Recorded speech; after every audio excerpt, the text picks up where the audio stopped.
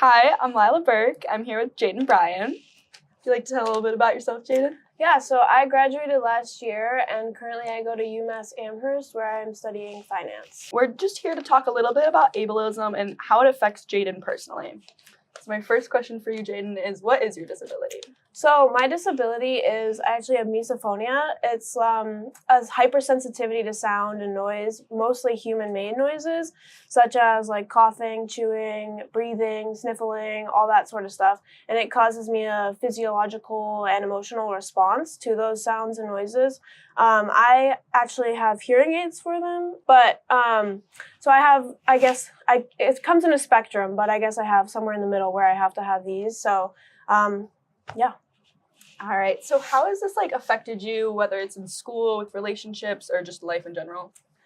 Yeah, so I would say that in life it definitely has caused me to need more alone time with myself to self-regulate my emotions, my body and everything. And it has affected a lot of relationships, I would say, in my life.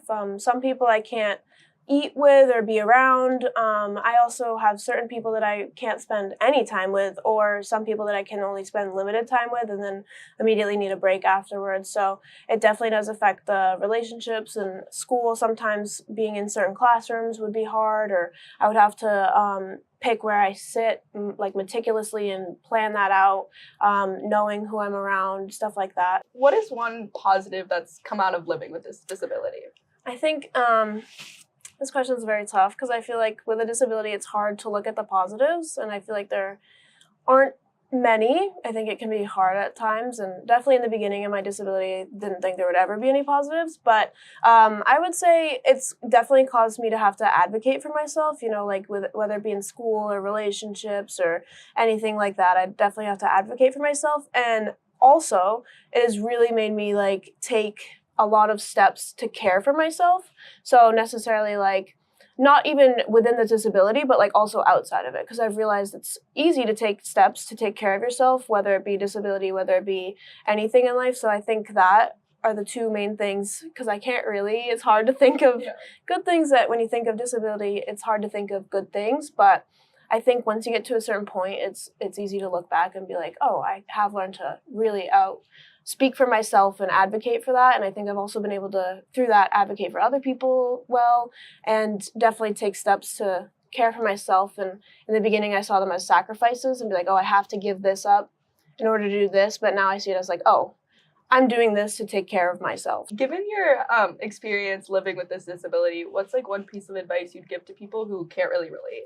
Yeah, so I think especially since I have a disability that you can't necessarily see unless you get super close and you see my hearing aids, and then some people will assume oh, I just really can't hear when I can actually hear you way too well. So I think don't jump to the conclusion of assuming what somebody's going through necessarily, and I think just try and take active steps to understanding what somebody's going through, and just be proactive and accommodating as much as you can, and don't necessarily get frustrated with them if they have to do certain things to self-regulate or advocate for themselves.